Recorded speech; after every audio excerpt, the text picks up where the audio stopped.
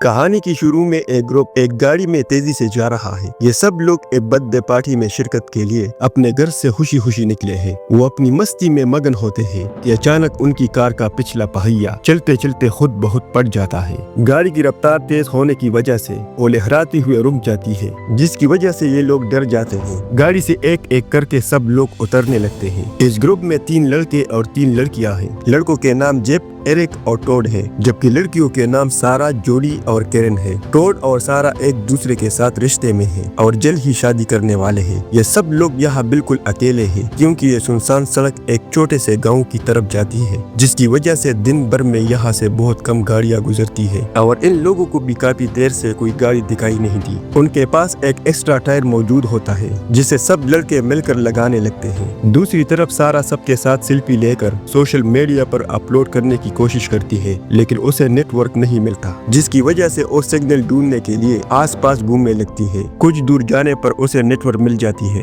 इधर जेब अकेला ही टायर बदलने लगता है। एरिक पार होने के लिए जंगल की तरफ चला जाता है और बाकी लोग धूप से बचने के लिए कार के पीछे बैठकर बातें करने लगती है। जब जेब पुराने टायर को निकालता है तो इसमें से एक गोली निकलती है, जिसे देखकर वो समझ जाता है कि इनको रोकने के लिए किसी ने टायर पर गोली चलाई है। इसी वक्त कार के पीछे बैठे लोगों को किसी चीज की जोर से टकराने की आवाज आती है। जब टॉड दूसरी तरफ देखता है तो उसे टायर ढलान पर तेजी से नीचे जाता हुआ दिखाई देता है। चुनांचे वो उसे पकड़ने के लिए तेजी से भागता है। अब सारा जेब के पास ये देखने आती है कि उसने टायर बदला या नहीं, लेकिन उसे वहाँ जेब खून में लथपथ मरा हुआ मिलता है, क्योंकि किसी ने उसके सर पर गोली मार दी थी। सारा इतने सदमे में आ जाती है कि इसके मुंह से आवाज नहीं निकलती और इससे पहले कि वो कुछ बोल पाती, कोई उसकी आंख में गोली मार देता है। उसे देखकर बाकी लोग कुछ समझ पाते। इससे पहले ही इस पर दूसरी गोली चल जाती है और वो वही गिर जाती है। ये सब देखकर कैरन बहुत खामोश हो जाती है। वो समझ जाती है कि कोई स्नाइपर दूर से इन पर गोलियां चला रहा है। वो फौरन सबको गाड़ी के पीछे छुपने को कहती है,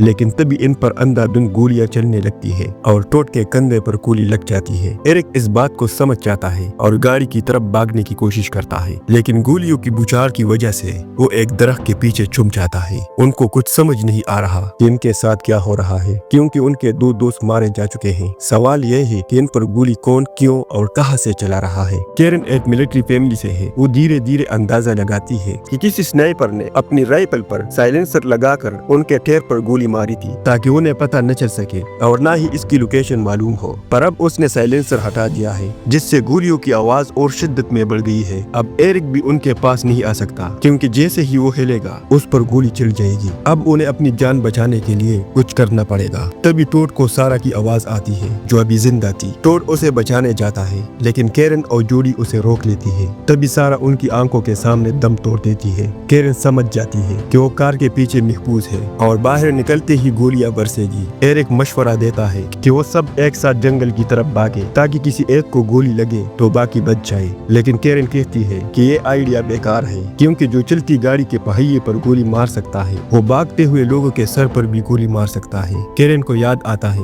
कि कुछ दूर नेटवर्क मिला था। टॉड एक सेल्फी स्टिक पर मोबाइल लगाकर नेटवर्क पकड़ने की कोशिश करता है। सिग्नल मिल तो जाते हैं, लेकिन स्नाइपर मोबाइल पर गोली मार देता है। फिर टॉड कहता है कि अगर गाड़ी को न्यूट्रल करके थोड़ा पीछे किया जाए तो गाड़ी में रहकर नेटवर्क मिल सकता है, लेकिन ढलान की वजह से गाड़ी आगे भी बढ़ सकती है। वो स्नाइपर का ध्यान भटकाने के लिए अपनी हुडी का इस्तेमाल करते हैं। जोडी और एरिक अपने मोबाइल से वीडियो बनाकर स्नाइपर की लोकेशन ढूंढने की कोशिश करते हैं। स्नाइपर हुडी पर गोलियां चलाता है। इसी दौरान टॉड गाड़ी में चाबी लगाता है, लेकिन स्नाइपर समझ जाता है और टॉड पर गोली चला देता है। टॉड गाड़ी न्यूट्रल नहीं कर पाता, लेकिन जोडी और एरिक को उसकी लोकेशन का पता चल जाती है कि वो एक दूर दरख्त के ऊपर पत्तों में छुप कर बैठा है। टॉड हिम्मत नहीं हारता और गाड़ी का टूल बक्स उठाकर उसके ढक्कन को शील्ड के तौर पर इस्तेमाल करता है। टूल बक्स में मौजूद लाइटर और हथौड़ा कैरन अपने पास रख लेती है। टॉड गाड़ी को न्यूट्रल कर देता है, लेकिन स्नाइपर उसे देख लेता है और उसके हाथ पर गोली मार देता है। लड़कियां गाड़ी पीछे करने की कोशिश करती है, लेकिन गाड़ी आगे बढ़ने लगती है। जोडी का हाथ फिसल जाता है और वो पीछे रह जाती है। गाड़ी आगे जाकर रुक जाती है, क्योंकि जेब ने टायर के बोल्ट टाइट नहीं किए थे और टायर निकल जाता है। कैरन जोडी को वापस बुलाती है, क्योंकि स्नाइपर शायद राइफल रिलोड कर रहा हो। एरिक भी ये देखकर भागने की कोशिश करता है, लेकिन स्नाइपर उसकी टांग पर गोली मार देता है। वो गिर जाता है और स्नाइपर उसे जानबूझकर दोबारा गोली मारता है, ताकि वो तड़प तड़प कर मरे। एरिक दर्द और खून बहने की वजह से दम तोड़ देता है। टोड के जख्म पर किरण गर्म हथौड़ा लगाकर खून रोकती है। उन्हें प्यास लगती है। वो मुश्किल से पानी की बोतल हासिल करते हैं। इधर सारा की लाश को कौवे खा रहे होते हैं, जिसे देखकर टोड बहुत दुखी होता है। वो बताता है कि सारा हामिला थी और वो दोनों शादी करने वाले थे। सदमे में टोड सारा की लाश के पास जाकर लेट जाता है। तभी सड़क पर एक और गाड़ी आती है,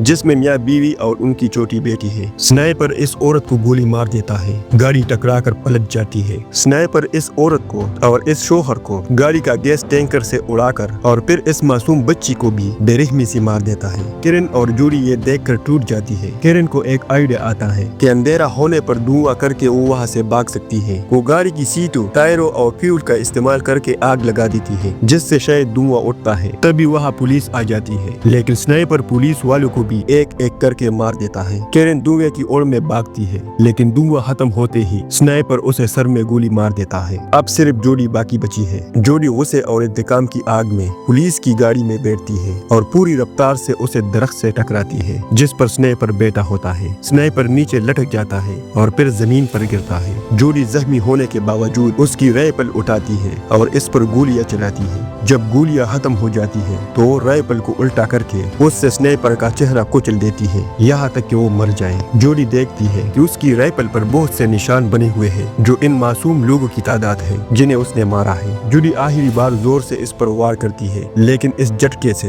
राइफल में फंसी हुई गोली खुद बहुत चल जाती है, जो जूडी के गले में लगती है और वो भी वही मारी जाती है।